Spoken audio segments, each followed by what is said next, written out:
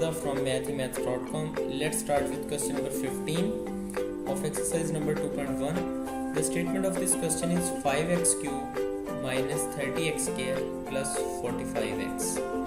अब अगर आप इस स्टेटमेंट को देखें, इस इक्वेशन को देखें, तो आपको ये नज़र आ रहा है कि इसके तमाम एलिमेंट्स 5 पर डिविजिबल हैं, 30 भी, 45 भी और 5 भी, और सब में x कॉमन है, इसलिए हम यहाँ से 5 और x को कॉमन ले लेते हैं।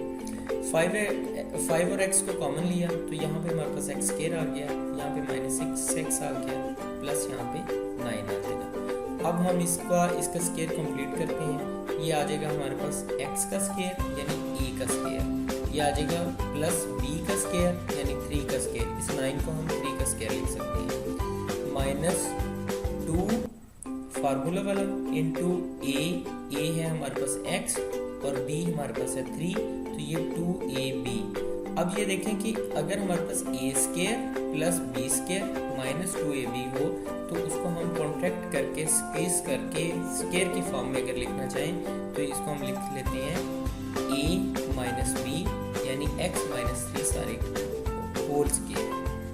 क्वेश्चन नंबर 15 कंप्लीट हो चुका है। अगर आपको इसमें कोई कन्फ्यूजन है तो आप हमसे कांटेक्ट करें।